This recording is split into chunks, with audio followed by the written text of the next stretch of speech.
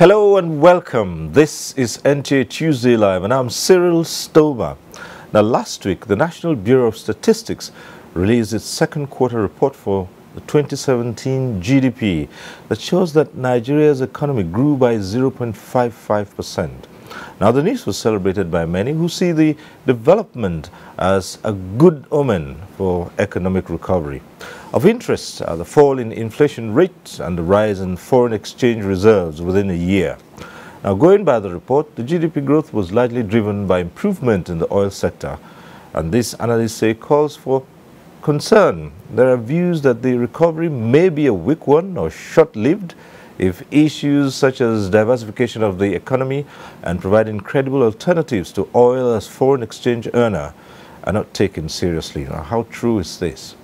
Where's the place for Made in Nigeria campaigns and the reorientation for Nigerians to produce what they consume? And what's the mechanism in place to translate the growth to food on the tables of Nigerians? These are some of the issues we'll be considering tonight on NTA Tuesday Live. But first, let's get to see this report by Vivian Idekpefo.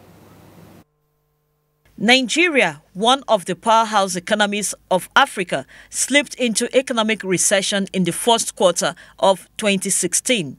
This came with attendant negative consequences as the country experienced a mass exodus of foreign investors, leading to a further lull in economic activities. Government rose to the challenge by coming up with policies and taking measures towards a quick exit from the recession. Latest data from the National Bureau of Statistics shows that the country finally emerged from recession with a GDP growth of 0.55% after 5 consecutive quarters of contraction.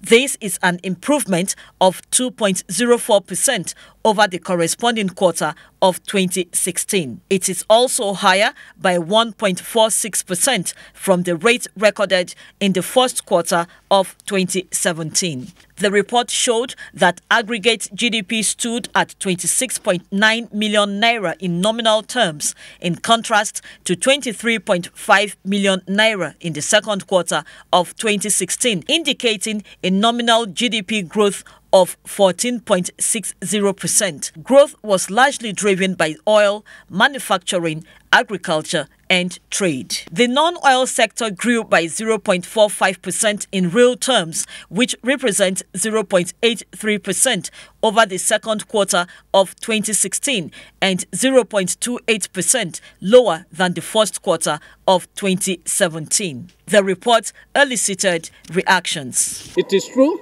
that we may be partially out of recession, but most people have not seen it really that we are out of recession. Nigeria is blessed with a lot of mineral resources, human resources, whatever, more than any other country in Africa.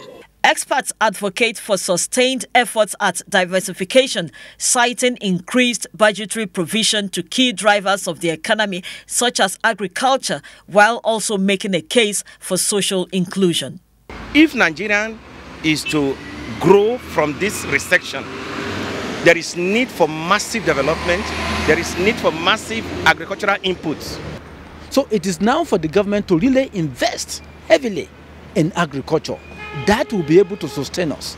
Then from there we can now say we are fully diversified from oil and gas. Agriculture is the key, number one, then followed by tax. If the mining sector will give you very quick and fast returns, because based on the in-situ values of your mineral resources, you can actually begin to ramp up funds. The gestation period is usually shorter. This is where you start talking about agriculture. In the wake of recent natural disasters, which analysts say pose a threat to economic activities, President Muhammadu Buhari has pledged to drive harder policies that will ensure Nigerians feel the impact of the MBS report and the country remains out of recession. In Abuja, Vivian Idekpefo, NTA News. And that report sets the tone for tonight's discussion. Let's introduce our guest to you. We'd like to welcome to this program Dr. Yemi Kale, who is the Statistician General of the Federation and Chief Executive of the National Bureau of Statistics. Thanks for joining us. Thank you for having me. We also have here tonight Mr. Amos Sakaba. He is Managing Partner, Chief Executive Officer, Good Ground Integrated Service. That's a consultancy firm that provides investment facilitation and support for foreign investors in all the sectors of the economy. Thanks for being with us here. Thank you very much. Good evening, viewers. Now, also joining us from our Lagos Network Center, we have two guests. We have Mr. Moses Tule, Director, Monetary Policy Department of the Central Bank of Nigeria. Thanks for being with us here. Thank you very much, sir. It's a pleasure. Right, and also in our Lagos Network Center is Chief Charles Okeke. He's Chairman, IT Communication Trade Group of NASIMA. That's the National Association of Chambers of Commerce, Industry, Mines and Agriculture. Thanks for joining us tonight, Chief Okeke. Very much, my pleasure. Right. As we always do on this program, we acquaint you with the procedure. At the appropriate time, you can get to be part of the discussion in the studio. The various platforms will be on your screen. We advise you take advantage of them and join in the discussion. But for those who would be phoning in, we say this every Tuesday, at the appropriate time, when your call gets through, do us a favor, reduce the volume of your TV. Turn down the volume a bit. That's the way to avoid the hurlback or the echo. And the best way to know your call has been passed through is you'll see your name appear on screen. Once you see your name on screen, it means your call is through to the studio, and just go right ahead. Go straight to the point, ask your question, make your comment. Don't bother too much about greetings, just go straight to the point. And our guests here will respond to such issues that you might raise on this program. Once again, welcome to NTA Tuesday Live. Well, we're getting out of the woods, aren't we, Dr. Yemi Kale? But let's situate this first. The figures show that Nigeria has exited recession. Perhaps a good place to start is to define clearly, explain clearly, what's a recession in any economy? How does an economy go into recession, and how does it exit? Because that's probably what will help us see through the various comments that have been made. You've heard some people say, for instance, say we have exited recession. We have not seen it. So how do you go into recession? Well, thank you, Cyril. I actually agree as well that the first step is to understand what an economic recession is. Most of the comments I've heard, I think it's people just not understanding what a recession is, and because of that, they're making statements without fully understanding what they're talking about. An economic recession is defined everywhere in the world. It's not specific to Nigeria. When your gross domestic product, and that is it, your gross domestic product has two consecutive quarters of negative growth. And by definition, once you turn positive, even if the positive is just 0.0000001%, as long as it is positive, you are out of recession. That's what a recession means, plain and simple. Issues of the price of goods have not come down has nothing to do with the definition of coming out of a recession or going into a recession. They might be related, but has nothing to do with it. Whether or not there's good roads, or whether or not education or health is there, or whether there's poverty or jobs, has nothing to do with the technical definition of recession. You are in a recession once your gross domestic product, which is the value of your goods and services, goes negative for 2 consecutive quarters. You are in a recession, and once you can turn positive, you're out of recession. The other things they are talking about are on the side, but have nothing to do with the definition of a recession. I think once people understand that, they would understand what it means to come out of a recession. Coming out of a recession just means that you have stopped the decline, the slump in your economy, and you have been able to stabilize, and it is now, at least it's not getting any worse. And that's exactly what it is. It does not mean that everything is now perfect. It does not mean that there's prices of food have come down or gone up. It does not mean that everybody has money in their bank accounts. It doesn't mean that everybody has jobs. That's not what a recession means, and that's not what coming out of a recession.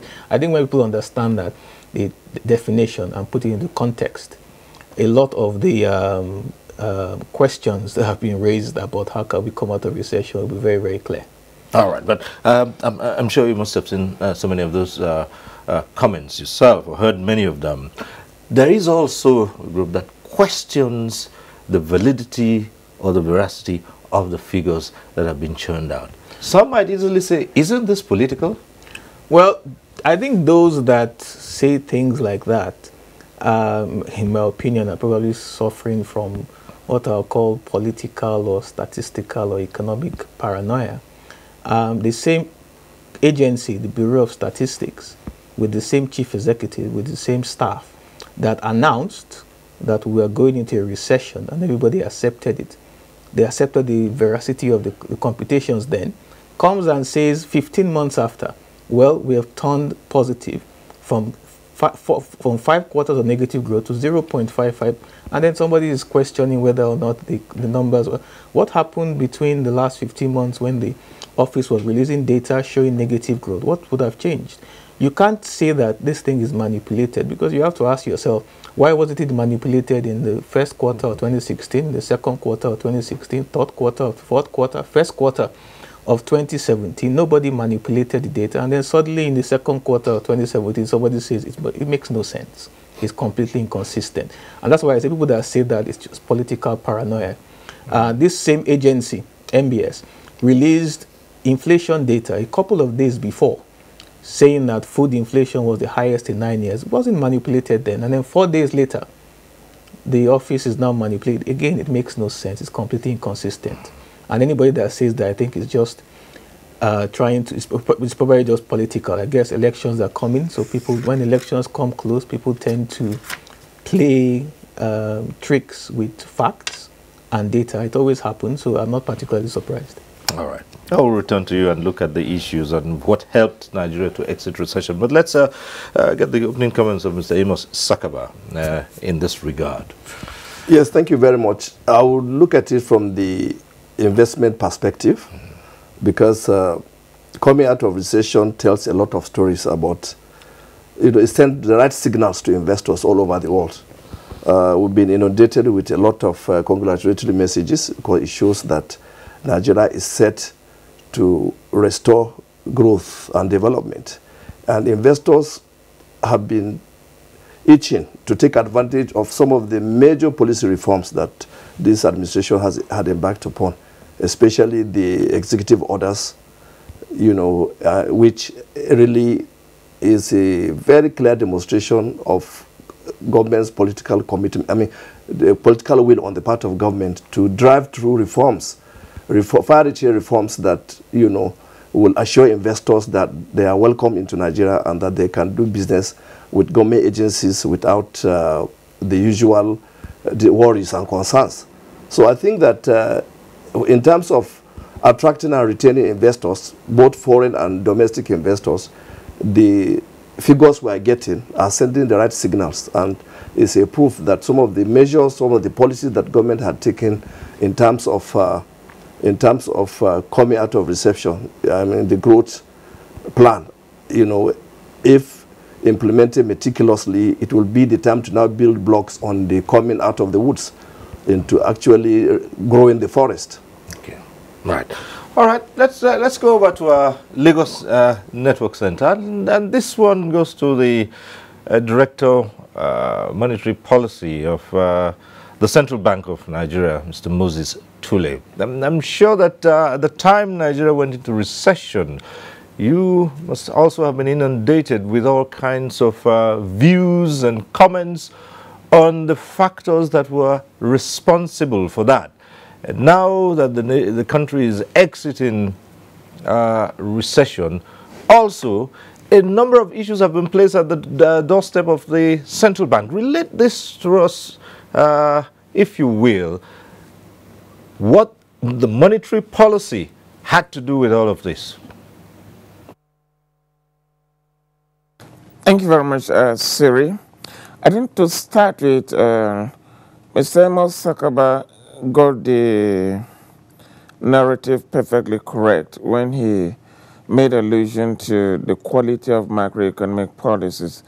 If you want to really see how countries suffer through a recession. Look at the example of Japan, or look at the countries in the Euro area that have been in recession pretty long time following the global financial crisis.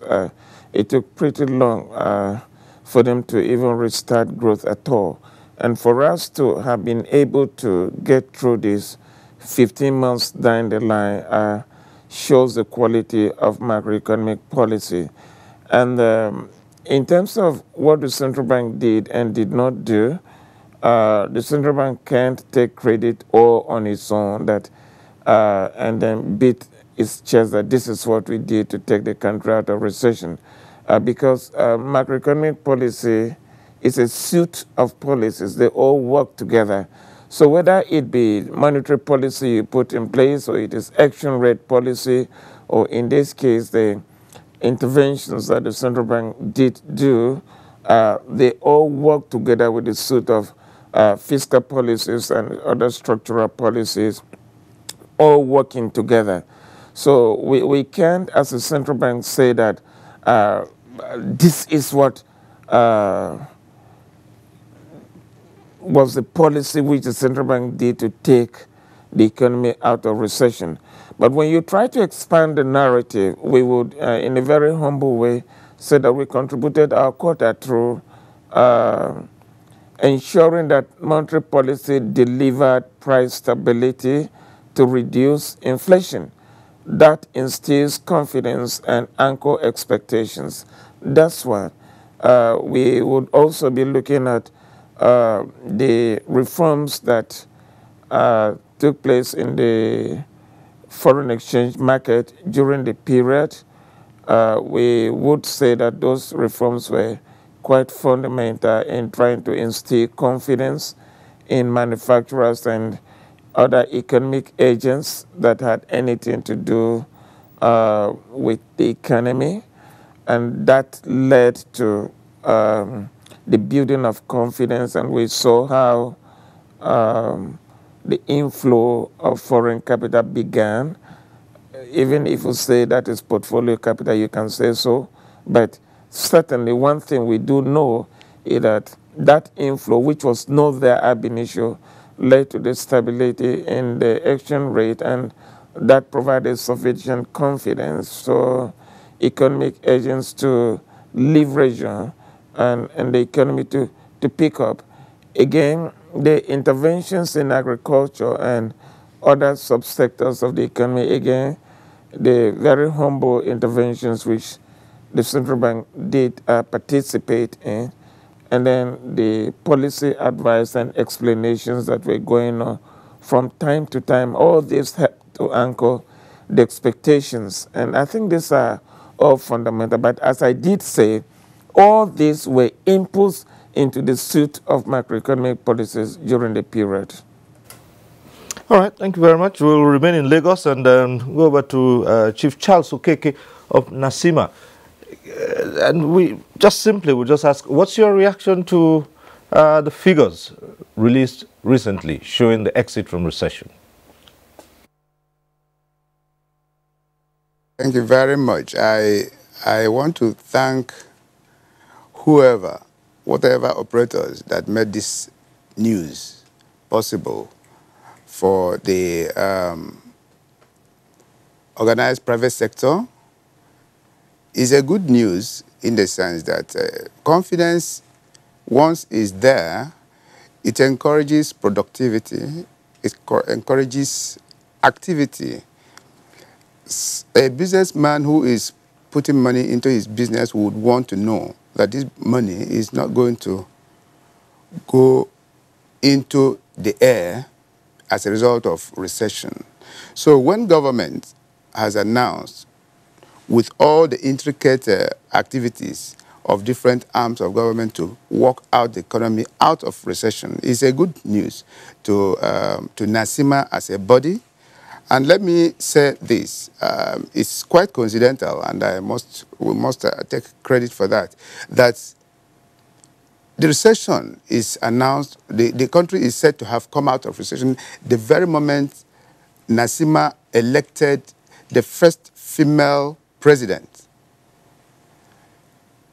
first female president coming in at the quarter that Nigeria is coming out of recession. And it also coincided, I must say, when our own president came out of the unfortunate ill health. So these things are all coming in to show that Nigeria is on a very high level, growth level, and then it's something that every person is going to be happy in Nigeria. Thank you. And back here in Abuja, perhaps we might begin now to consider those factors that were responsible for lifting the economy, for the growth that was witnessed. And some might say, well, 0.55, but you had said even if it was 0.0001, it was growth. The slide had stopped and they were able to build up. But let's look at the factors that were responsible for that. We listed them earlier on, but we find that major among those was the build-up in the oil sector. And not too many people are comfortable with that. Because is it sustainable? You know, agriculture played a role. We'll be returning to agriculture and see how much it played in bringing the country out of the woods. Well, crude oil was actually what dragged us into recession in the first place. So I guess it's, and we understand why. We say that the economy is divided into the oil and the non-oil sector. The oil sector contributes about 9% of the GDP we're talking about, while the non-oil sector contributes the balance of 91%. But in the non-oil sector, there are huge aspects of the non-oil sector that are indirectly dependent on the oil sector. So for example, manufacturing, like the director CBN said, manufacturing is not a crude oil activity, but most manufacturing companies have a high imported input component in their business. Now, to be able to import those raw materials, you need foreign exchange. Foreign exchange, you go to the CBN. CBN's ability to give you foreign exchange is dependent on their foreign reserves, which are also tied to sales of oil. So when oil goes down, CBN does not see, foreign reserves are inadequate, and they cannot supply as much foreign exchange, so they have to start managing the foreign exchange. So the manufacturers don't get the foreign exchange, they need to get their imported inputs. As a result, they go to the black market, they have to buy these things at much higher prices, and that's what we had in 2016. But you will notice that as in 2017, gradually, the CBN, as the oil price stabilized, as the challenges in Niger Delta, I mean, we heard about the Avengers blowing up oil output. So you had the situation in 2016 where your oil output collapsed and your oil prices collapsed, which means CBN's foreign exchange availability also collapsed. But you notice that as soon as the production, the disruptions in the Niger Delta stopped, there was stability in oil production, stability in the oil price. And you notice if you look at the CBN's foreign reserves, they started growing. And because they were growing, CBN started pumping out more foreign exchange to the manufacturing companies. And that, as a result, the manufacturing companies actually turned positive in growth in the first quarter and maintained that the second. So you have a direct and indirect impact of oil. Of about 60% of the economy is dependent directly and indirectly on the crude oil sector. And it cuts across a lot of other sectors as well. So once you get your oil sector, it's not particularly a good thing. It shows that the economy is very dependent, or still dependent directly and indirectly on one. I can say categorically without hesitation that if there are disruptions in the Niger Delta anytime soon, we'll go back into where we started from. And that's why it's important that we diversify the economy so that the next time that there's any problem in the oil sector, we have other sectors that can keep foreign exchange, the foreign reserves of CBN up, that can keep the economy operating. But for now, the economy is still directly and indirectly heavily dependent on crude. And yes, it is vulnerable, it is very fragile for now, and until that complete diversification of government revenue and the economy is achieved, this recovery is also very shaky. And that's why congratulations, not congratulations, I don't think that's where we should. The fact that the first major step, which is at least to stop the slump, has been done. The next stage is now to build on that and grow the economy. And that's where I think that's where the focus energy should be, not on concentrating on turning positive. And that's where we turn to, as we talk about investments, which you say, and how you can build and get to a stage where you would not be so fragile as it is now. Because many Nigerians would scream to say, no, we don't want to see a situation where we'll slide back in such a short while. Yes, thank you very much. I think it's very important that we note that some of the issue of diversification had been on the cards since this administration came into being. And you have seen that the recession itself is, I would like to say, it's a technical issue. And being technical, the reason people are asking they've not seen the evidence of it practically or on their tables is because they are looking at it from the perspective of figures. But the truth is that what has happened, even the news that we are exiting from recession, builds tremendous confidence on the part of investors. And for the Nigerian economy to grow now, we have tested it before. We cannot rely on borrowing alone. We cannot rely on foreign aid. We don't have enough production to create the savings.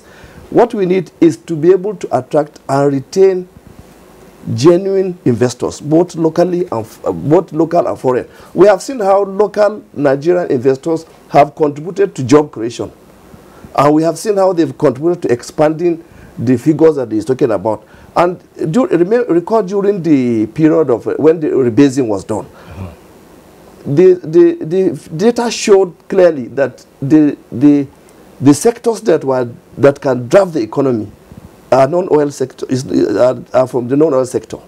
So you find out that even new sectors that Nigerians were not respecting, like ICT, like Nollywood, entertainment, were suddenly discovered that they are growth drivers of the economy. And we have seen a lot of activities in those areas. And we have seen a lot of attention in terms of policy on the part of government, in terms of creating the enabling environment that will attract and retain investment in those areas. Look at what's happening in agriculture. Look at what's happening in mining. The framework for mining is there.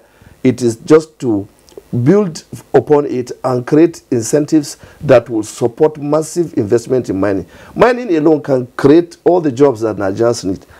If you combine it with agriculture, oil is not even contributing significantly to GDP, if you look at it, because of the nature, its nature and its fragility.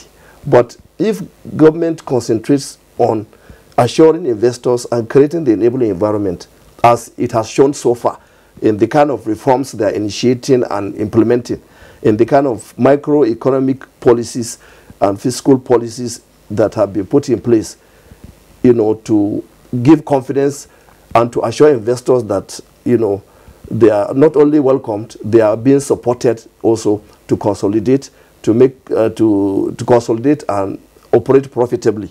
Because it is only when investments are doing well that you can see reason to to collect tax that you can do infrastructure.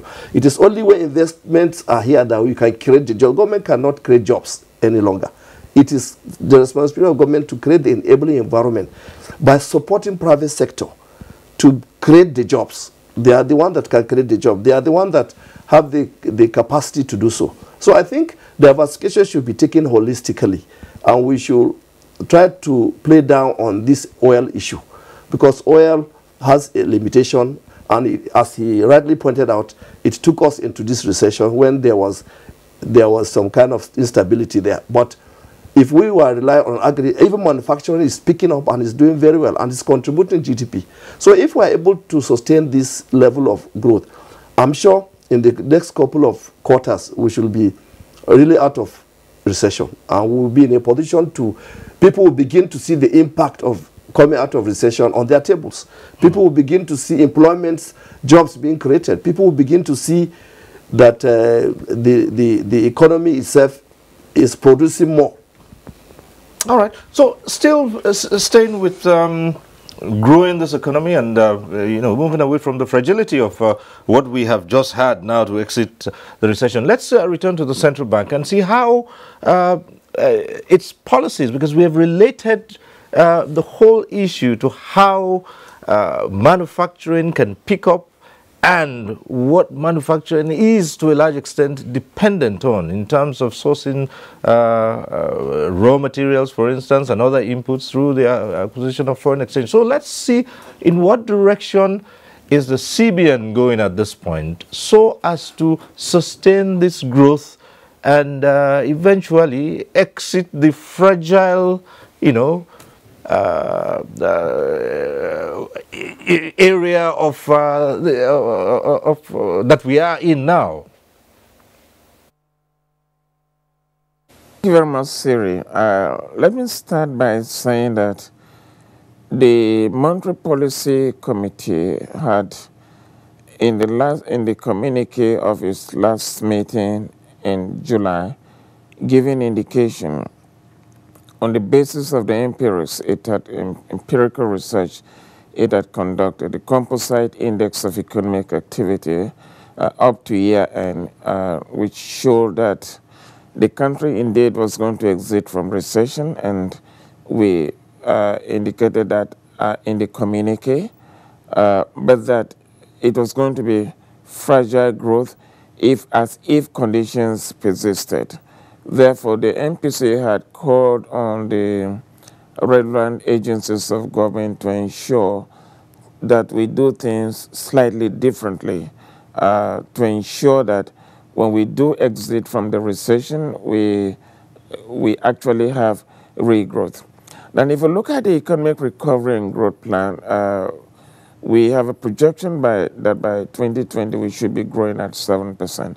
Now, I must say that it is possible to grow this economy by 7% next year in 2018. What do we do? I just want to talk about two sectors. One, I think we should place a key challenge at those steps of this government to at least let this government deliver to Nigerians a workable steel industry that is going to revolutionize the economy of this country beyond proportions. It's not going to cost more than $500 million to invest in the Jakarta steel industry to restart and ensure that industry, the steel industry in Nigeria, picks up. It will transform every facet of manufacturing in this country, and 7% growth is certainly going to be a small thing. Now, that is just one plan. I want to mention the second plan, which has severally been mentioned, and Mr. Sakaba just mentioned it, which is the minerals subsector. Why would we allow foreigners come into this country and feast as predators on our mineral resources? They're all over the place, mining illegally. And all that we need to do is streamline the procedures for operation and let there be perfect control so that government would get and Nigeria will get the benefits we deserve from mining activity in this country.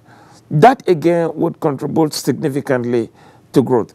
Now, if we look at the other subsectors, look at what happened to electricity in the data that NBS just released. Growth of about 34% from Q1 to Q2 in electricity. We saw what happened across the several subsectors in the economy, which means that if we actually fix electricity, I'm not even talking of other infrastructure, if we just fix electricity, we would see growth that is even beyond the 7% anticipated for 2020. So there are quick fixes, quick wins that we can just do. The government should just for once, just let this government take the bull by the horns and do it. Give us a steel industry that is working in this country and see if this economy will not explode. Thank you, Siri. Chief Okeke, three things now which I'd like you to look at. Perhaps the issue of steel industry, which Mr. Tule has just raised here. And mining, of course, you heard Mr. Sakaba talk about mining. And, of course, the role that agriculture played in shoring up growth in this economy as to exit the recession. Now, these are things that would be of critical concern to NASIMA. What is NASIMA's approach here?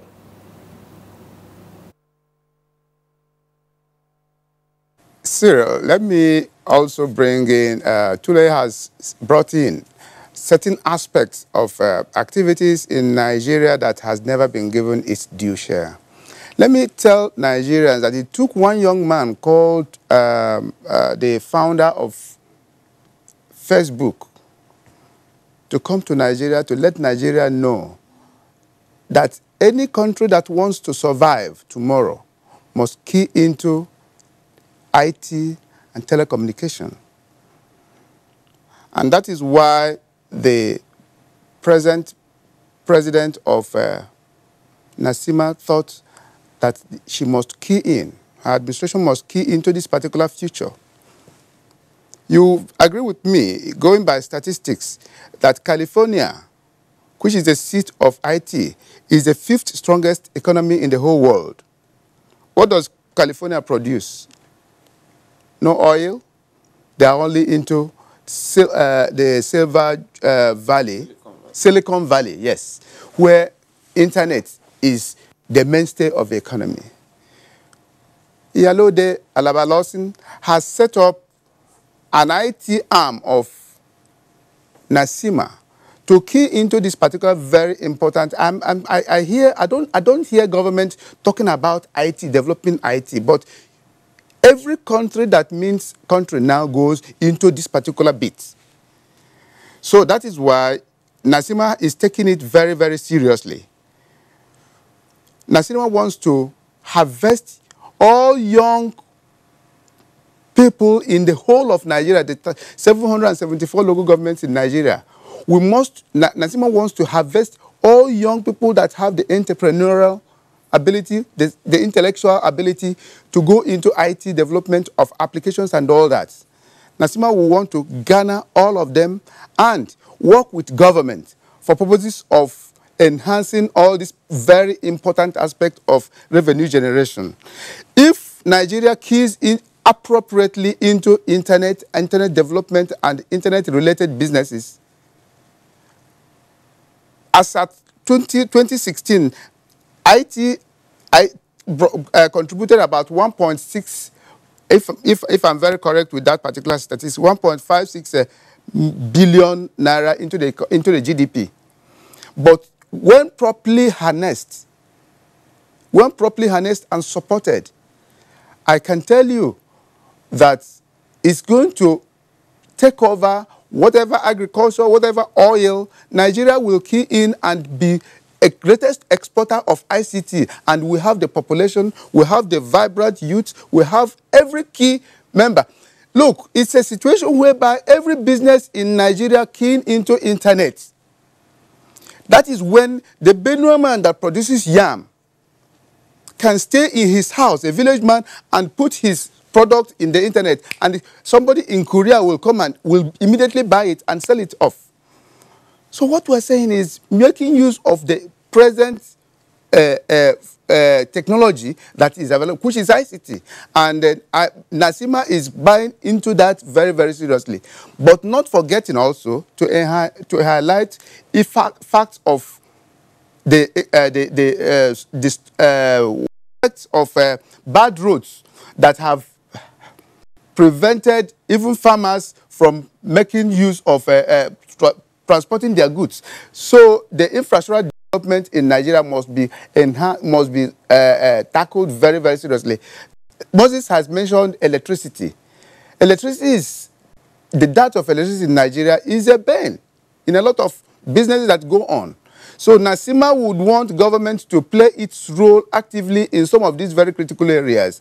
And as businesses see these things improve, I can tell you the business of Nigeria forward, it will be in the hands of everybody, and everybody will be happy about that. Now let's see how inflation, because from the figures you released,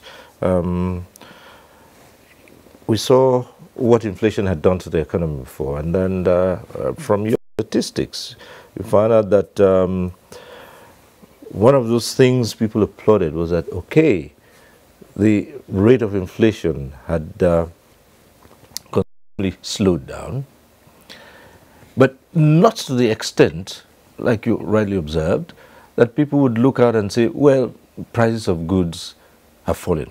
And not really to the extent to say there's a stability in price regime for them to appreciate. Well, first of all, that's another technical misunderstanding that most people have. Prices falling down. Inflation, when you say inflation has slowed down, it doesn't mean prices of goods. When prices of goods go down, it's called deflation. Inflation is always a rise in price. So when we say inflation has slowed down, it means that the increase in prices this particular period is less than the increase in the... So when we say inflation has gone here, it is not true, because prices in the market have not come down. It's lack of understanding with what it means. You have to understand, to be able to solve inflation, understand what is happening with inflation. You have to understand the two different drivers of inflation. You have demand pull inflation, and that is when people just have too much money, and you have too much money chasing too few goods, and as you are competing for those few goods, the producers increase their prices to weed out those that don't have enough money. So in that case, you have a CBN that will now try to pull out money from the system, because too much money is chasing goods, which is what they often do in monetary policy: increase interest rates to attract people to put their money in the bank rather than spending it in the economy and pushing up prices. But you also have cost push inflation. Now, it's not because people have money in their pockets, it's because cost of production to the producers has gone up, and because cost of production that there's a minimum they can put on their goods because of their costs. Now, because of their costs, prices are going up, not because people have money to pay for them. When this happens, the way to tackle inflation is to deal with whatever is causing the increase in their cost of production. During the period of recession, it wasn't demand pull because people had money in their pockets. Obviously, people didn't have money in their pockets during a recession. It was because cost of production was going up. And cost of production was going up as a result of the things we are used to. Electricity was weaker during that period. In addition, they were dealing with higher costs as a result of foreign exchange. The exchange rate, the naira to dollar, was higher. So until you can pull down their cost of production, which is what happened slightly when CBN now started giving them, at one point the parallel market was trading at about 500 naira to the dollar. Now I think it's somewhere about 350, 360. So year on year, things have obviously improved. Now that's not saying 350 is a fantastic level to be, considering we came from maybe 190. But compared to 2016, which is the point we are raising, the things have improved relative to 2016. How does this link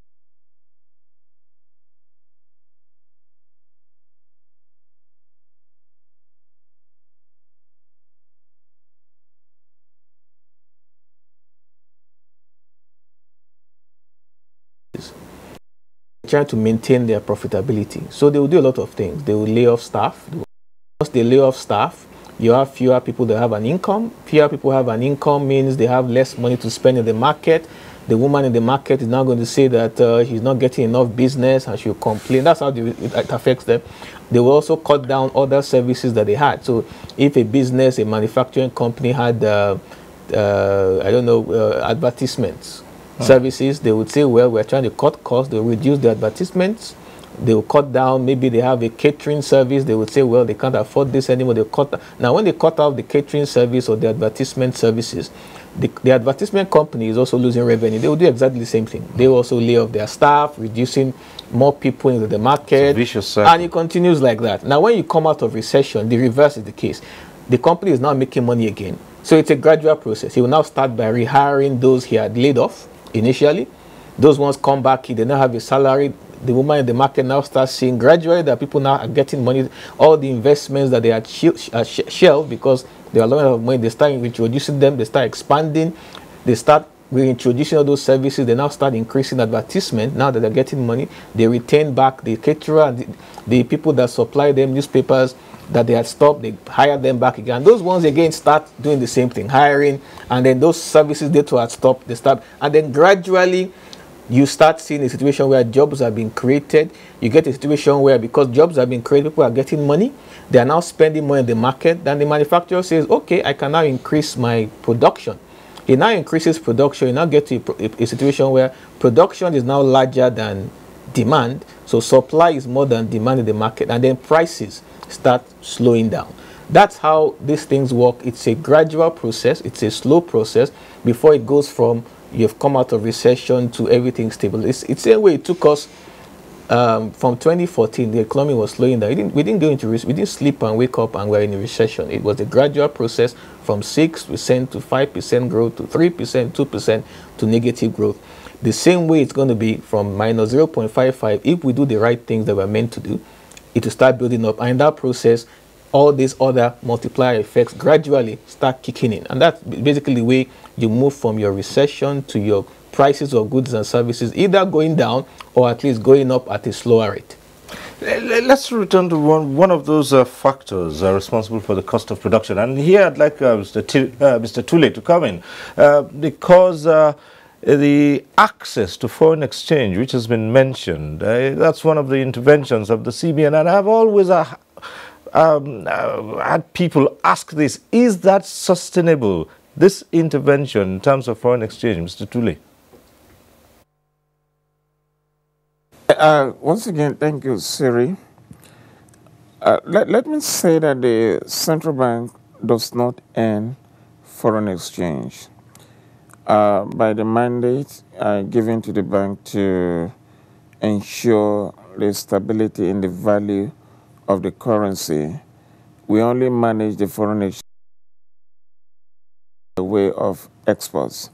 Now, in a situation where there is a shock to exports and we are any less foreign exchange than hitherto, then definitely it has an impact on how much the central bank can outlay of foreign exchange that the central bank can make available. That is why when we had the shock beginning 2016, and there was kind of a drawback in terms of the huge exposure the central bank was providing. There was a time where we supplied as much as $2 billion in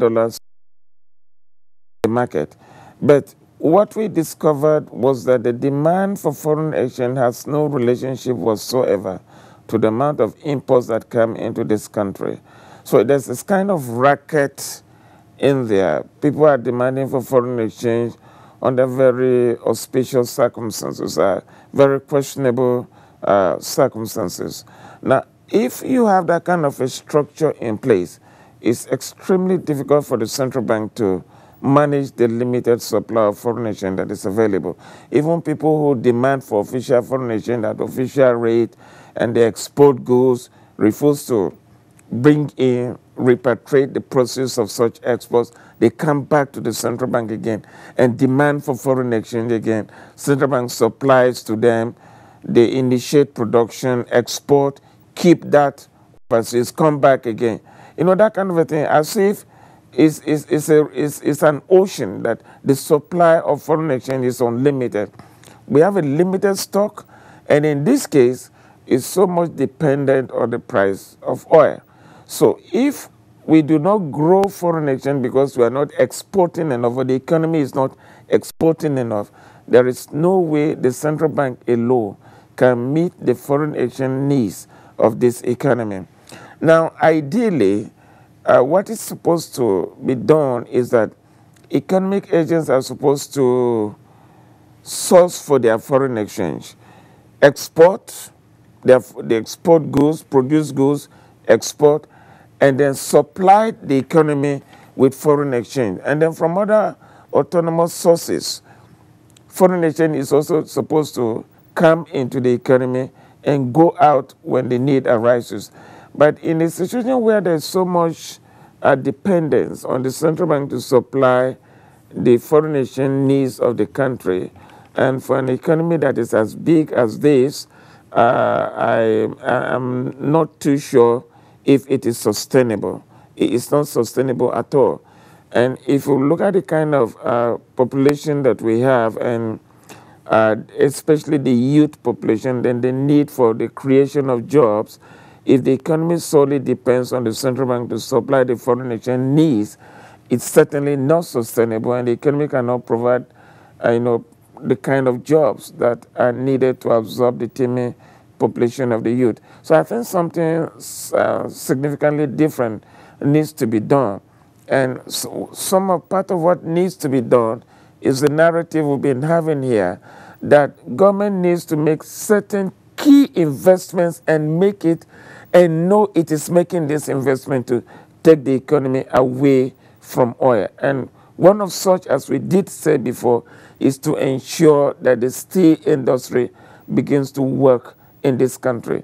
Not only will it generate domestic jobs, it would also help us to restart an export stream of industries across the broad spectrum of the economy. Then the supply of foreign exchange would be sustainable. In the steel industry. Yes, thank you very much. I think Mr. Tule has captured it very well. The steel industry is the backbone of any economy. And for Nigeria, we've got it wrong over the years. And I think anything that will bring back the steel industry on course will go a long way in resolving a number of issues that is affecting the manufacturing sector and even the infrastructure development. And I know also that in addition to the Ajaokuta steel, there are a lot of investors who are interested in coming to do mining of iron ore and actually building state-of-the-art steel industries. But we need to have the policy framework correct. We need to be able to have effective coordination of policies, because to do a steel mining industry, it involves mining, it involves Ministry of Power, it involves a number of government agencies. So there must be a level of coordination where, I don't know whether it's a task force or that can deliver on a project of that importance, as he has highlighted. I think it was done in the past where power, development of power sector is based on a presidential committee that brought all the stakeholders to work together, and deliver power. But we have seen also that there are a lot of variables that worked against it. But I think with the kind of government we have today and the political will this government has to drive reforms, I think there's no better time than now to take advantage of the situation and even the good news of our exiting from recession to put policies that will support the development of key sectors that will drive the economy. And steel is one of them. The other one, like I said, is solid mineral. Solid mineral, there are many investors who want to come, but the policy framework is there, but there is no scientific explorations reports that an investor can rely upon to put in the kind of commercial investment. And some of the incentives also available in that sector, are not strong enough to attract because it requires heavy capital outlay, and it takes longer period to break even in mining.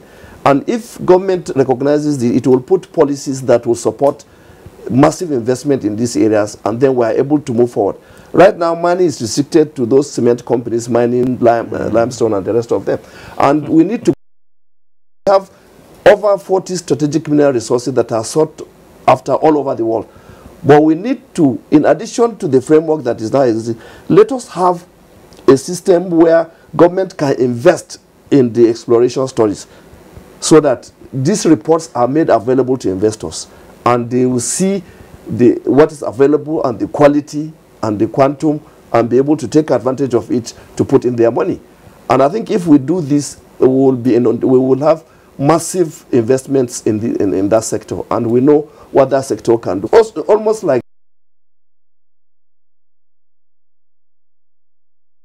intervention. I think I can tell you, Cyril, that in 2016, towards the end of 2016, we had a lot of challenges. Investors kept saying, those who had indicated interest to invest in Nigeria, those who had already started taking steps, started developing cold feet.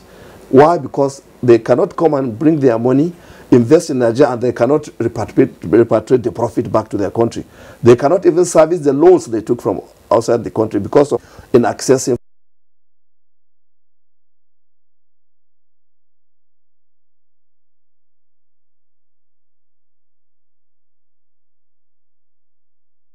in the allocation of foreign exchange. And we have seen probably it contributed to the reversal of the decline that we were experiencing in the manufacturing sector before we started exiting. So I think it is all these policies, they have direct bearing with investment investors. I think there is tremendous interest by investors to come to Nigeria. I think on the part of Nigeria and Nigerian government is to create that enabling environment so that investors can come in and take up the responsibility that government now cannot take up. Doesn't have enough resources. Just heavily in infrastructure. Unless, like today said, we can identify strategic investments, the government has to find the money and cascade to on the table of the average Nigerian. All right, it's said that they eventually be the key driver of this growth that Nigeria so demands. So in the next segment, we'll be looking at what the sector can play. But before we do that, we'll take a short break and we will, of course, as usual, ask the citizens of Nigeria to air their views on how this country can not only get out of the woods, but remain permanently out of the woods. But that would be in the next segment. Stay with us on NTA Tuesday Live. We'll be back shortly. Nigerians, our fearless officers and men of the Nigerian military are winning the war against Boko Haram. Today, all occupied territories have been recovered and Boko Haram has been degraded. Our affected brothers and sisters are getting their lives back. However, they are now after you and me. In our mosques, churches, schools, motor parks, markets, entertainment centers, and public gatherings. Be vigilant. Be security conscious. Report suspicious persons, objects, and movements to the police and other security agencies. The security of our nation is a duty for you and me.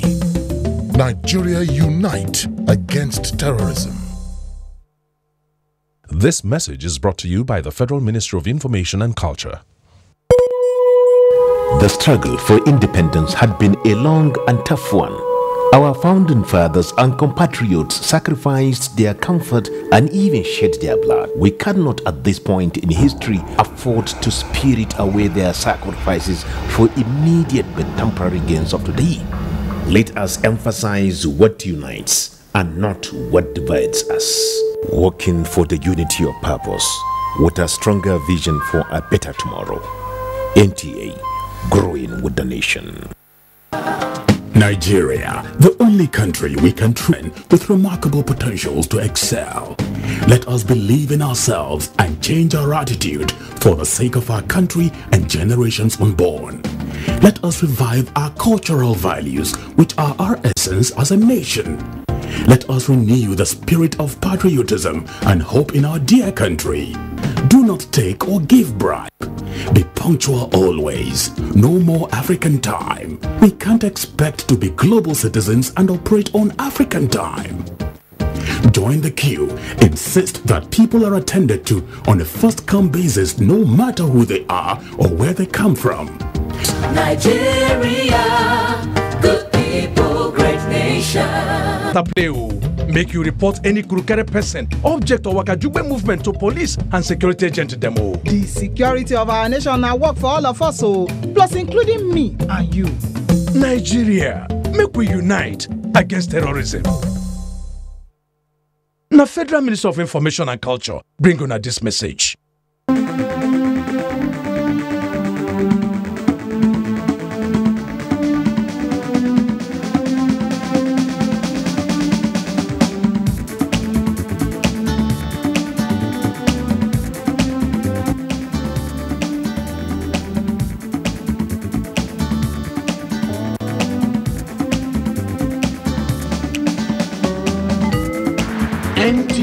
Tuesday Live, a network issue-oriented innovation talk show.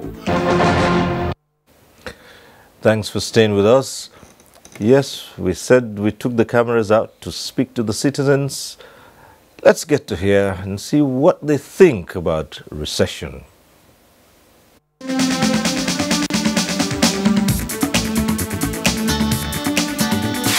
If we have patience, things will come to normal.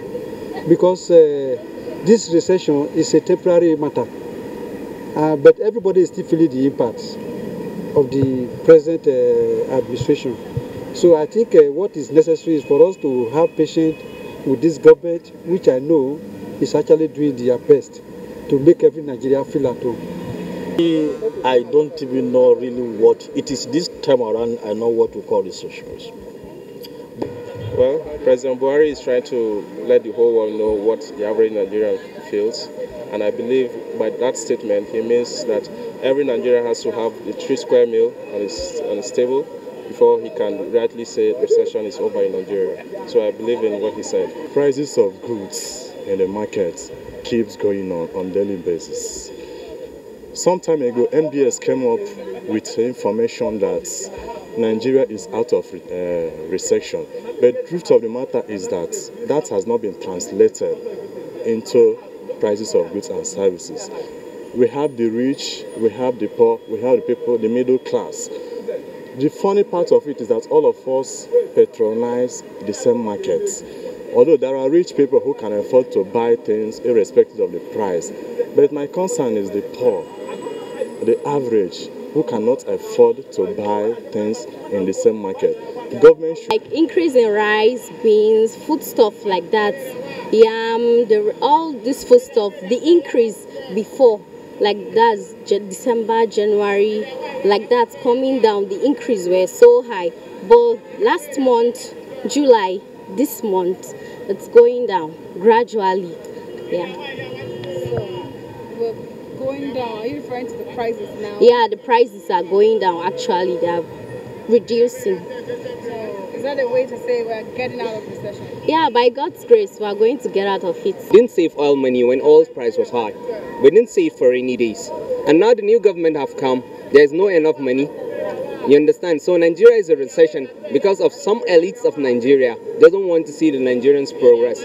They want to keep continuing recycling the so-called vested interest in the country. So if we don't overcome vested interest in Nigeria, we can never go out of recession.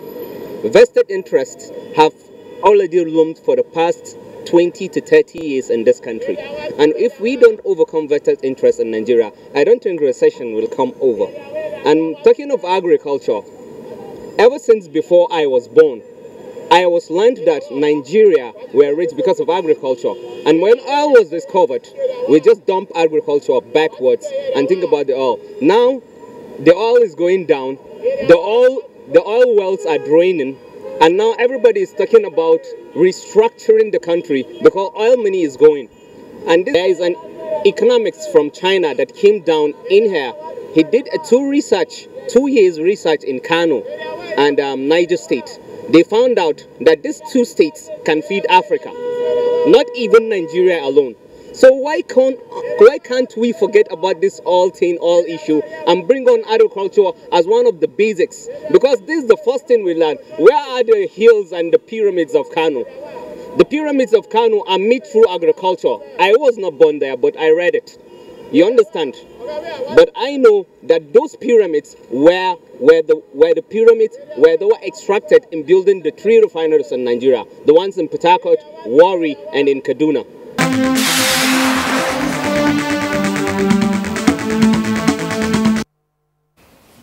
All right. The citizens there expressing their views on the Nigerian economy. So let's go over to our Lagos Center. And Chief Okeke, I suppose at the end of the day, growing the economy and ensuring that it remains robust, I suppose that at the end of the day, what really matters to many citizens is how to put food on their tables. Matter of fact, someone said the only restructuring that we should bother about is how to restructure the dinner tables and get food on it. So what are the steps that this country must take in the short, medium, and long term to ensure that every citizen can at least have something to fall back on? All the factors that were responsible for coming out of recession. Recession is like somebody who has a wound. That wound has healed. You don't want that wound to go back. So government must try and protect that wound, and so that the tissues would have grown well. Once the tissues have grown well, then the person can be set. Anything that you want that person to be doing, you'll be doing. The economy must be protected from all the vagaries that were responsible. That is the immediate thing. Then, following that is all these other programs that are being talked about by Moses. Moses talked about government investing heavily in infrastructural development that will sustain and outlive this oil matter that we're talking about. Steel industry.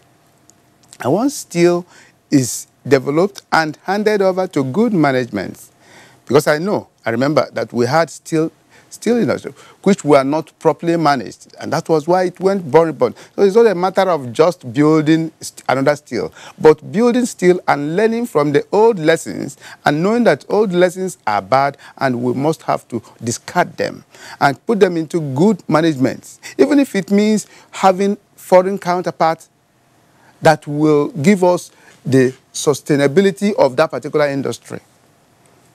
That is one. And I've talked about Nigeria consciously going into encouragement of its youths in developing our own Silicon Valley. Nigeria has brains. Children that have brains, they have them in quantum. It's only a matter of encouraging them and bringing them together. And I want to assure you, this is what the present leadership of NASIMA has taught. And NASIMA is going to bring you a crystal clear of structuring growth of young people and encouraging them in this ICT. It's a model which the federal government will ultimately, maybe in the next 1 year or 2 years, buy into it. But I can also let you know that we are not, the way it's being structured now, NASIMA is definitely going to partner with the federal government in raising young professionals to develop, who have brains to develop applications, so that every business in Nigeria will tend to, just like you have Jumia, you have Udala and all that, there are so many of such things that will, a woman that is selling rice in the market can use her telephone to be doing those things by internet applications. So these are structures that must consciously be put in place by government, because it is the way to go. Is the next tomorrow. That's what we're talking about. So that next been said by Alaba Lawson, the president, first woman president of NASIMA.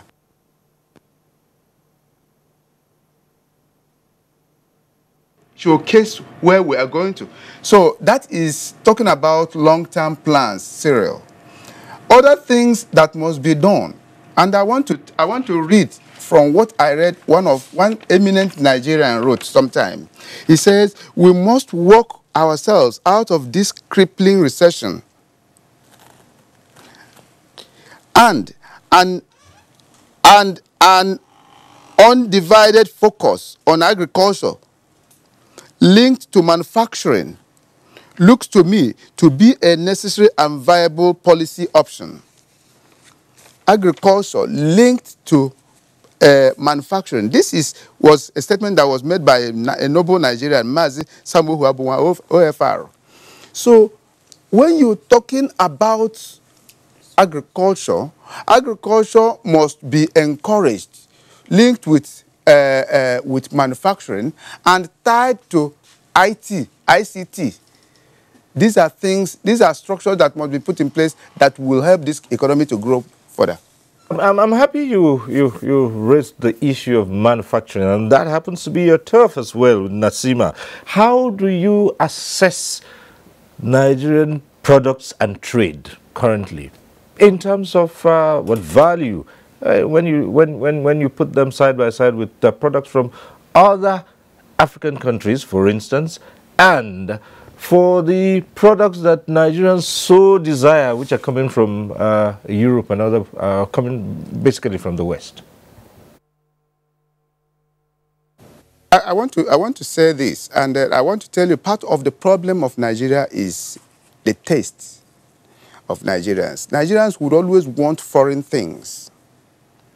But I tell you, if made in Nigeria is enforced and encouraged, it may not be the best at the initial time.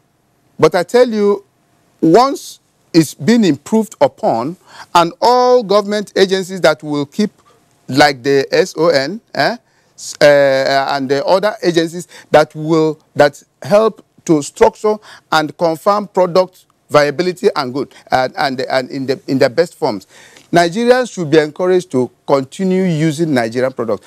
Importation of all these products, there is no end to it.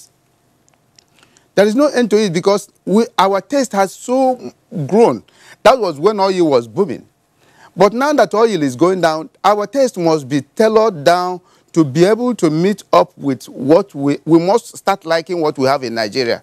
Even if they are, like I said, if they are not in their best format. That is what India started doing. And I want to use this opportunity to also let you know that the Honorable Minister of Communication recently brought there was this expo, Indo-Africa Expo on ICT.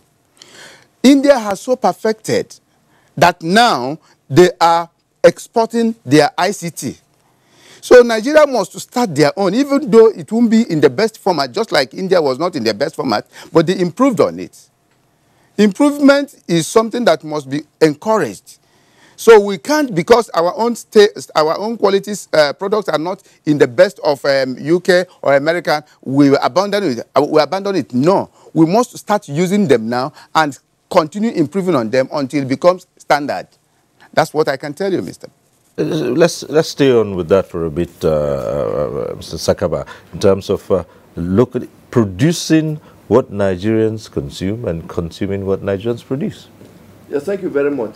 I think part of the key reforms that this administration has introduced has to do with the executive order pertaining to patronizing made in Nigeria products. And I think this is really revolutionary, but it has to be implemented for it to have the effect it will deserve. Because definitely Nigerian products can compete, because it's about standard, it's about quality, and we have seen the role of regulatory agencies in ensuring that we have quality products. It has been reported severally that the quality of our cables, made in Nigeria cables, are superior to the imported ones.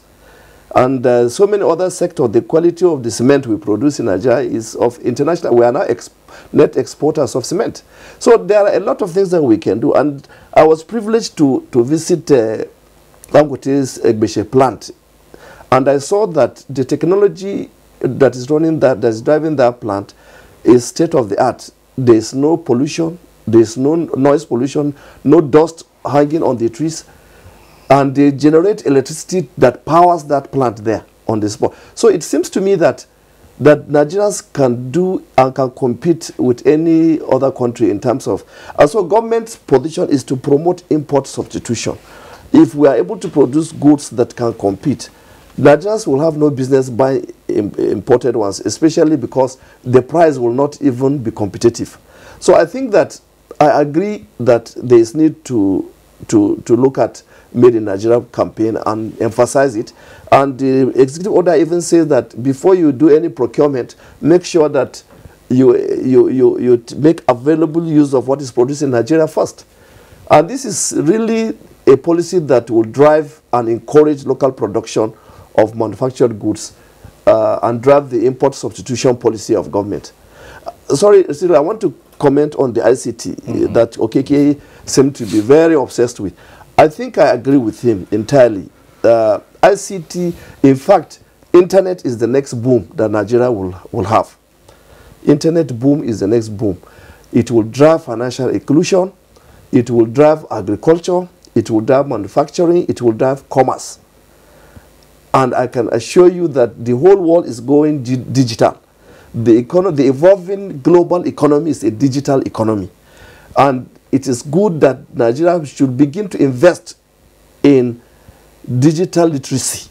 Let's get our youths, even if they are graduates, to begin to be digitally literate, so that they can take advantage of the growing opportunities globally for people that can use ICT, just as Mr. Okeke was emphasizing. And I think this is one area that also can create massive jobs, you know, that people can use. Thank you. All right. Let's go back to our legal center. And Mr. Tule, now we're looking at banking support for short and long-term development. And here, easily, the first thing that will come to mind is the interest rates and all that. And it's still not what it should be. And there are still so many arguments back and forth. Yeah, thank you very much again, Siri. Indeed, interest rates are not yet what they should be. And at the central bank, we have a passion for low interest rates. There's no doubt about that. Anytime, anywhere, we support low interest rates. But while we push for low interest rates, we have an albatross hanging over us, high inflation. The inflation that is there now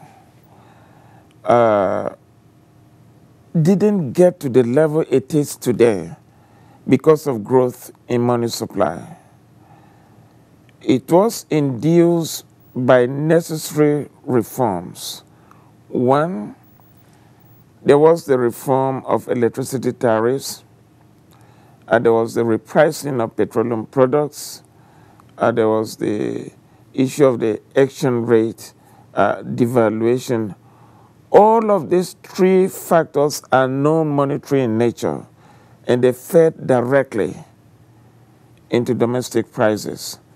Now, in a situation where you have high inflation, high unemployment, declining growth, then you have a very big problem at hand.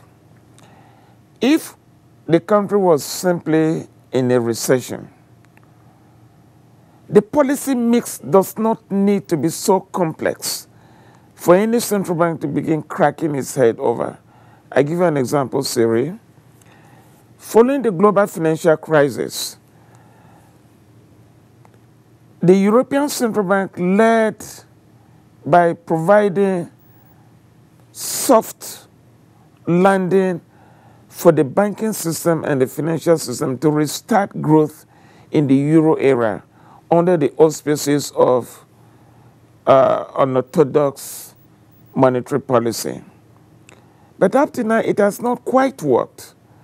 The central bank, the European Central Bank, went into the market to buy instruments which ordinarily it shouldn't go there to buy. Now, this is in a regime of very low interest rate, yet they could not restart growth because monetary policy had reached its limit. But where we are here in a regime of high interest rates and high inflation, it is a choice. What do we want as a country? Would we rather have high inflation and then the central bank dictates that, look, we must dictate to the banking system that, look, we dictate today, you must deliver a regime of low interest rate. Now, it can't work because in 1992, when we transited to the indirect monetary targeting, it is very clear that of all the aggregates that we could let go or we could hold, the three of them, whether we are holding on to price control or exchange rate or interest rate, the central bank allowed the market to determine the interest rates. Let's take the example of the example from Kenya, where the legislators passed a law last year to say, look, you must cap interest rate at 400 basis points around the policy rate and nothing more. Of course, the system complied, but there's a complete dry up. There's no credit delivery at all in the Kenyan financial system now. That was the reaction of the banking system to that piece of legislation. So we really are in kind of a difficult situation when you want to lower interest rate in the regime of high inflation. Would we rather go the way of Zimbabwe, for instance? I mean, it's unfortunate, but I need to mention it. As a country, you don't have, you have lost the value of your currency. Or would we want to go the way of Venezuela? Again, the answer is no. Nigerians have a passion that they don't want high inflation, but they also don't want high interest rates. And they also do not want the naira to depreciate. Now, those three, the central bank, there's no central bank that can manage those three simultaneously, Siri. And that's the truth. And that is why we have to allow the market to determine interest rates. Directly tied to the interest rates. And I mean, people who want to grow businesses cannot afford those rates. That's why people are saying that. So what's the way out? Now, the way out is one, the economy is picking up. The economy is picking up. And as the fundamentals begin to improve, the Monetary Policy Committee studied the data. We do simulations. We look at what as is and what if scenarios. And on the basis of the results, the Monetary Policy Committee takes the appropriate decision. So there's no fixation on having a high interest rate regime. But honestly, for a central bank given the mandate to ensure price stability in the economy, there is no way a central bank will go about reducing interest rate in the regime of high inflation. But we do expect that as the economy moves out of recession, certainly monetary policy will have a rejigging to ensure that it moves in symphony with the direction that the economy is expected to go. But it's got to depend on fundamentals and not on sentiments. Sentiments do not run macroeconomic policy. It's fundamentals that run macroeconomic policy. The fundamentals here, as against a sentiment that Mr. Tule talks about, but the issue still is fundamental to many Nigerians, and that, okay, when it improves, it's not as if there is, I mean, a calibrated stage where you can say, yes, the economy has improved to the level that, okay, now we can now sit back and have lower interest rates. You look at the figures all the time. Well, actually, there is a level that you can say that this is the right time for lower interest rates. I think what Mr. Tule is talking about is that in an economy, there are trade-offs. In a perfect world, which there is none, you want lots of jobs, you want low prices, you want low inflation, there are trade-offs. You can't, for example, interest rates and inflation are usually work in opposite direction.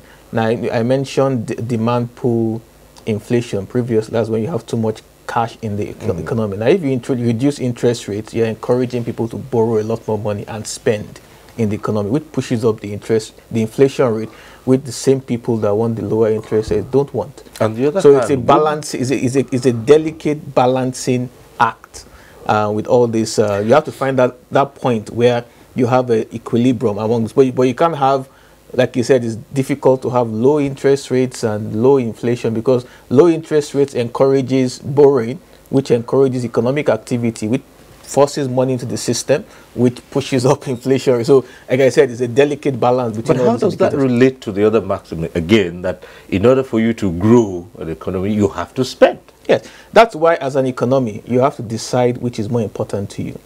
Do you want economic growth? Are you willing to sacrifice inflation and get economic growth? Economic growth is good because it creates jobs for people. So you have to ask yourself, do you prefer to have the economic growing so people can have jobs? When they have jobs, they can spend and allow inflation to go up significantly while that is happening? Or do you want lower inflation, which at the end of the day can result in lower growth? That's why I say and you can have both, but there's a maximum amount of growth beyond which there's a maximum amount of inflation beyond which even you can't even grow.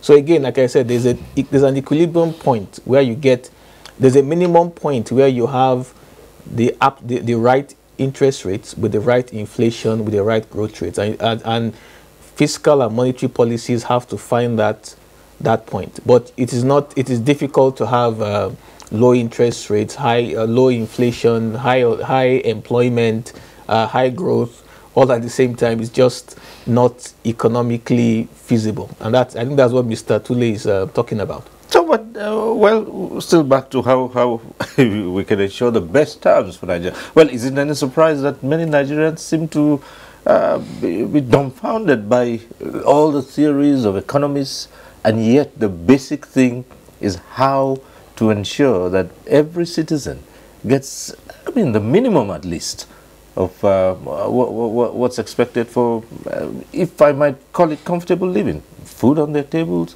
and be able to have employment.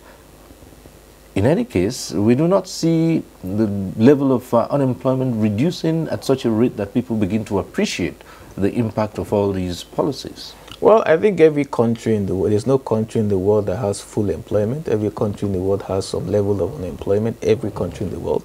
There's no country that has that everybody actually has three square meals a day. It doesn't exist. If you look at various articles in the UK and the US, you find millions of people that are finding it difficult getting 3 square meals a day. Now, that doesn't mean that this is not something a government should pursue. But like I said, there are trade-offs in an economy. You can't always, at the end of the day, an economy is supposed to do that cost-benefit analysis and find the best mix of all these things for its people. But there's no utopia. There's no way that, there's no economy where everything just fits in. You go to the US that everybody wants to go, they have poverty rates, I think, over 10%. People don't remember that. They have unemployment rates of about 4-5%. You go to any country in the world, they have these same challenges. These economic principles that we're talking about, that just like you said, the man on the street doesn't understand, are not unique necessarily to Nigeria. They are issues that every country in the world has to face, and have to face it in the best way possible. So that's the challenge that fiscal monetary policy have to face in every country in the world. It's not a specific Nigerian problem. Well, yes, I wanted to say what Mr. Tule talked about. I think you asked a very fundamental question. What is happening to the cost of funds? Why are businesses having issues accessing funds, even in the wake of previous arrangements for intervention funds by CBN? We still find that the development banks in Nigeria, they are almost competing with commercial banks when it comes to their management of facilities. I think that there's no reason why, like Bank of Industry, should be declaring profit when it is supposed to push for development. It is supposed to give people access. People who have brilliant ideas, bankable projects, they are not able to get because, of course, even if it is 9% the interest rate, they will still bring other charges, maintenance, administrative, processing fee, and at the end of the day, the business is already dead on arrival. And this is what has created so many failures in by especially SMEs. I'm sure Mr. Okeke should be able to speak on that, because Nasima represents that group of people where they have good business ideas, they need the money from development banks, and the development banks themselves are introducing practices similar to commercial banks that really does not give any subsidy or any system that will allow them to compete, within the against the background of inflation, against the background of cost of funds, against the background of even poor patronage that they had experienced over the years. Well, again, Chief Okeke, just on Monday you had the other another session of the Business Forum, and the concentration here was the ease of doing business. Now, with all these we have been talking about, is it any easier to do business in Nigeria? As to, well, Mr. Sakaba has talked about so many investors, both local and foreign investors who want to come in and play a key role here. But again, the question of the process of doing business. Doing business in Nigeria is not very smooth. Mr. Sakaba was talking about interest rates, or you, Cyril, I think it was you who raised the question of interest rates. Interest rate is the greatest bane, is the greatest problem that a businessman in Nigeria has. And that is why businesses are not developing in Nigeria. Banks are actually holding down businesses in Nigeria because of that interest rate. But let me tell you this other story, the one that has never been discussed or is not being discussed. The banks have this penchant for asking for deductions. There are deductions you see. There are deductions you do not see. I give you my typical experience. I took a facility from the bank, one bank, and after running that facility for a very period of time, this bank was taking their interest, their charges, and all that. At the end of the day, by the time I exited, I paid off all the time. I was approached by one consultant and who said, this your transaction you did with this bank, are you sure you were not cheated? I said, how? He asked me to print out my statement from that bank. I printed out from the beginning of that transaction till the end. This guy went back and did all calculations, and within that period, he came back to give me a report that I have been charged about 5-point-something million naira extra, charges that I did not know. I said, what do I do with this? He said he is going to get this particular bank to pay this money. And I want to use this opportunity to thank Central Bank of Nigeria, because he told me he wrote a petition to the bankers committee. A bankers committee now minuted it, or rather he wrote to the Central Bank. Central Bank minuted it to the bankers committee, and they invited this that other bank and presented him with all that. At the end of the day, that bank owned up, and that money was paid back to me. Interest that were charged out of the normal interest that were hidden charges. Yesterday, I was reading in one of these social media, one man wrote in WhatsApp, he said banks are now charging instruments that you have. Even in your savings account, you may have 16 naira as balance, and because you don't have a need for it, before the next 6 months, that particular 16 naira balance you have will now become negative balance. So banks are always charging and charging and charging and charging, and that is the bane of a businessman. So while we are saying this, I think it will be the best thing. The best thing that will happen to us ultimately is governments will put a lot more things into structure to make sure that the businessman is protected. Business that is not protected will die off. That is why you have mortality rate of businesses in Nigeria. Banks are not friendly with businesses, and that is the truth about it. The apex banker and regulator is seated next to you there,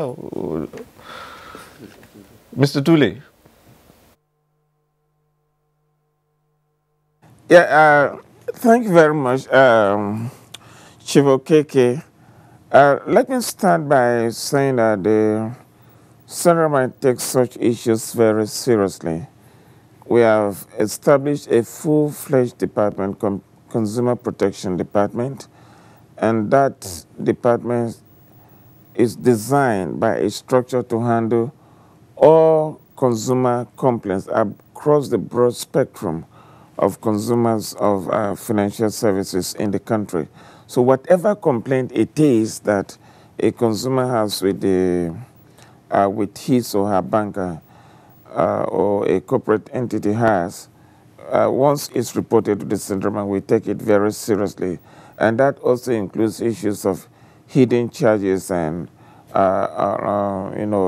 unnegotiated interest charges. We take such things very seriously and we handle them. There's a specialized department that handles such things. Now, having said that, I think I would like to just make some contribution to the discussion on ground on interest rates and on the credit delivery system. Now, going out of the global financial crisis, the kind of structures that Basel II, the Basel Committee on Banking Supervision, put in place globally, and these are global structures, are such that banks globally now exercise a very cautious approach to lending. And that's a global phenomenon. It's not only in Nigeria.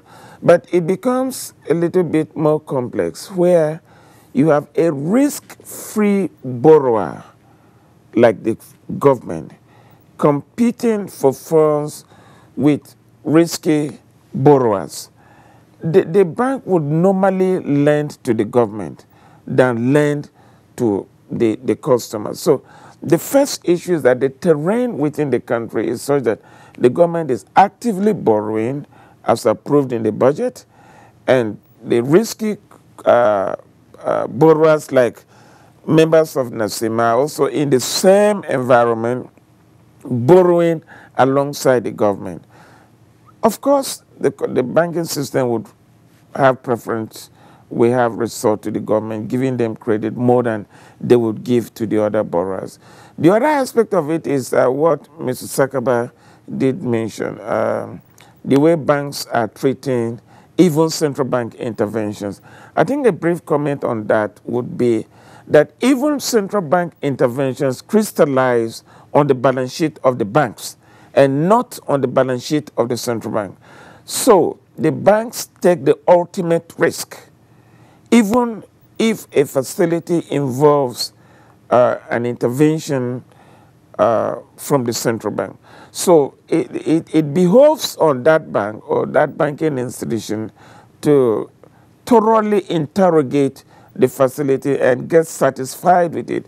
So if you see the rate at which they are approving these facilities, if the rate is very low, it is because they are afraid that they do not want to grow the incidence of bad or non-performing loans on their balance sheet, because all the liabilities that were accrued even from these facilities crystallize on their own balance sheet.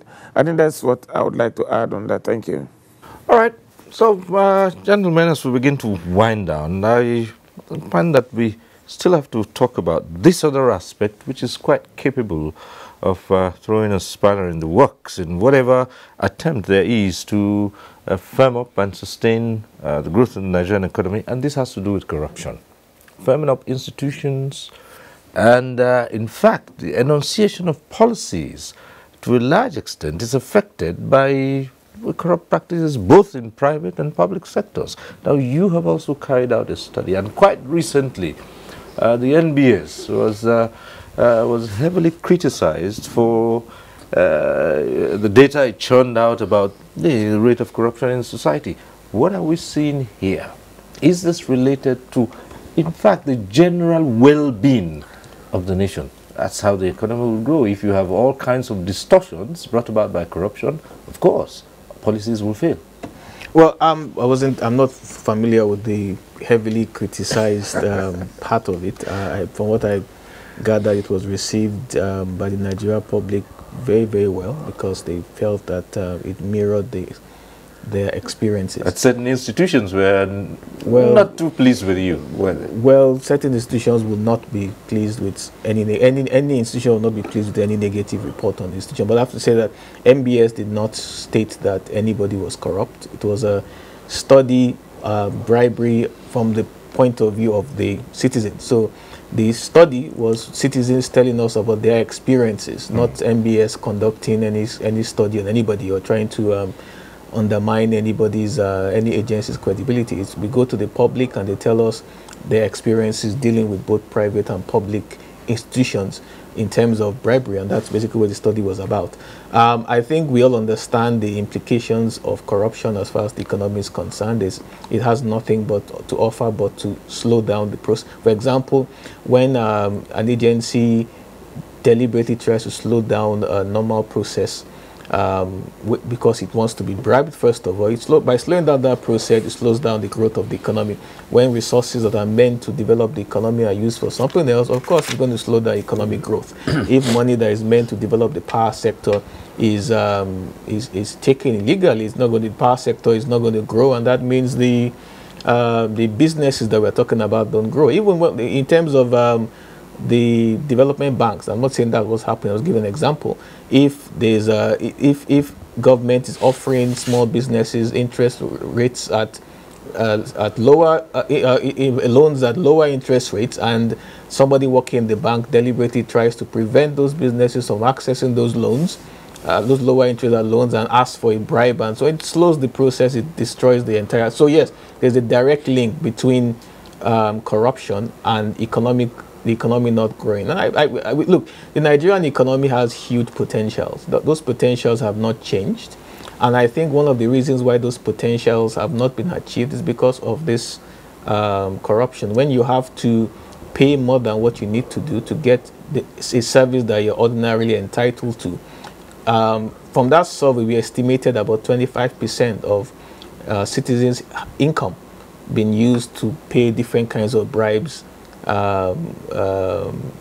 regularly. Now, if you can imagine, if that huge 25% of people's incomes were going into the market, were helping to buy goods and services, it will make businesses expand their operations, hire more people. We'll have extra to export and more foreign exchange. But if I don't have enough money to consume goods and services because I'm using a huge chunk of my salary every month, every year to pay for services that I should ordinarily get, then it reduces economic activity because there's less money for the economy to grow. So yes, corruption is that study, in my opinion, was an eye-opener. We hear about the corruption from the other side, where we're hearing X amount of money was taken from an agency, from an agency or from a company. But it was interesting to hear the challenges that the citizens themselves are saying they have to go through. That was a different way of looking at.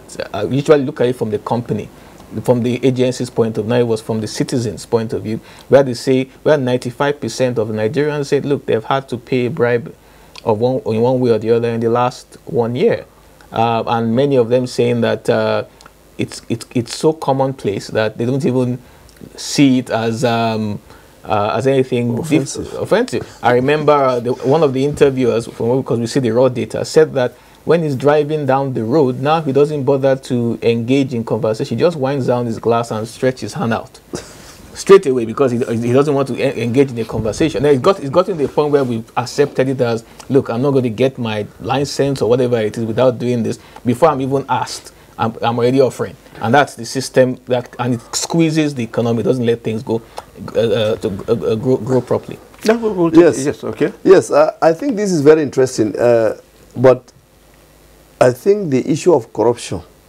is a key factor in investment location decision by any investor.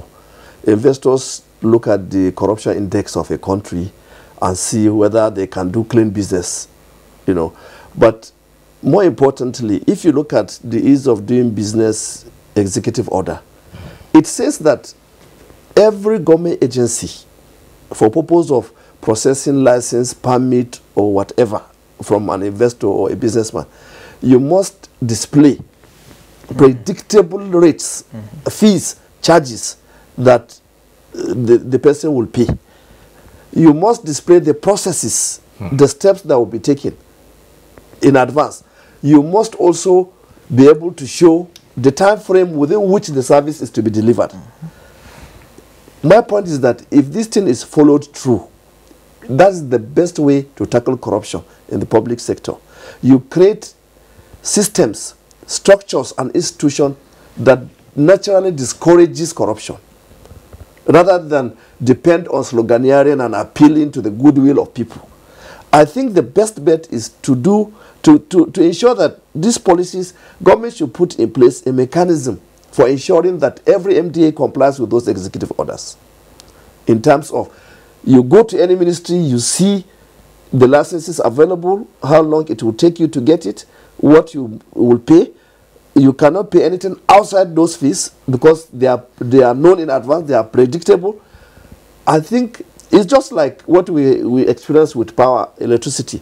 In those days when we are using meters, we're using meters, NEPA will come and cut off your light if you don't pay. This day, you monitor your own prepaid meter and pay in advance. You see, the system has forced you into direct compliance instead of appealing to people to come and pay their bills or taking punitive measures of disconnection. Every household head knows now that it is his duty to monitor the electricity consumption and to monitor the meter and be sure that he is able to pay before the light goes off. So systems, structures can help fight corruption just like any other malice in society. Thank you. All right, and so we'll take our closing comments, final words from our guests in Lagos, Mr. Tule and Chief Okeke. And we're rounding off with the issue of tackling corruption, which is quite capable of denting all the efforts to maintain the Nigerian economy on a sound footing. Siri, I would like to talk about corruption and the financial sector involving financial intermediation efforts of the banking system. You have a situation that has become a culture in the country where somebody in need of resources approaches a bank, whether a development bank or a commercial bank, borrows according to the terms presented by the bank, signs a contract, works out with the law, and puts in place every obstacle to ensure that he does not repay the loan.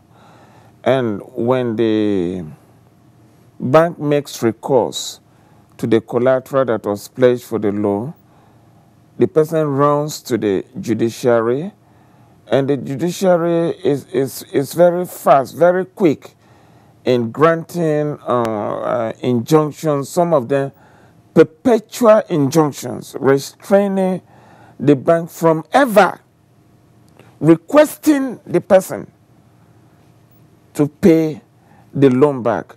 I don't know, but I think that as part of doing business, what the president, the vice president has signed, that should be one key thing that is on the agenda for the government to deliver to Nigerians. Let me end this with an example. I went to South Africa, and a young man that took me in a taxi, I found him so upbeat, very sharp, and I was forced to ask him, are you really a taxi driver? And he told me that no, he's not a taxi driver, but that he's doing this as a stopgap. I said, why? He had a business which he had been working in the bank. He left the bank, established a business. He took a loan with his friends, but the loan went bad. And he was blacklisted from the South African financial system from having any access to any facility for 7 years. And he told me that until the 7 years were over, he can't even pick up any decent job, neither can he have access to any facility in the system. And I think this is key. It is something that needs to be done in this country. Thank you very much. Thank you. And so quickly, as we've run out of time, Chief Charles Okeke, we hear your parting shot in just a few minutes. Cyril, and thank you very much, every member of the panel. My own is, unfortunately, we live in a corrupt country. Unfortunately, every facet of the country is engaged in it. The children, it's unfortunate, but that's the reality, you know. But with the body language of the present government, is at least shows that government is aware of this and government is doing something about it. It's only for it to trickle down to the system everywhere. And we're hoping on that. Just like Moses gave an example in South Africa, I went to China. A young girl was so wonderful in taking us around all the sites we went. And then to show gratitude, brought out something to give to these girls. Thank you very much as a reward. The girl vehemently refused that money. But in our own case, where are we? All right. It is on that note we must end this conversation, and we'd like to say a big thank you to our guests in Lagos, Chief Charles Okeke of NASIMA, Chairman IT Communication Trade Group of NASIMA. Thank you very much for coming on this program.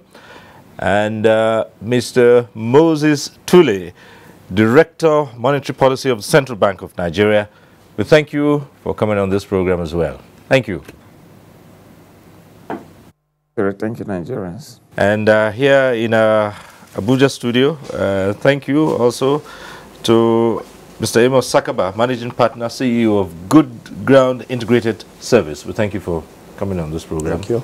And as usual, we are always delighted to have the Statistician General and Chief Executive of the National Bureau of Statistics, Dr. Yemi Kale. Thank you for being here. Thank you for inviting me. Right. And also thank you to you for being part of this program. Unfortunately, this was one program that we had challenges with the communication system, and you couldn't get in your calls. We're sorry about that. We'll work on that, and hopefully next time we'll reach you. All those platforms will be working. But thank you once again. Next week we'll reach you again on NTA Tuesday Live. I'm Cyril Stober. Bye for now.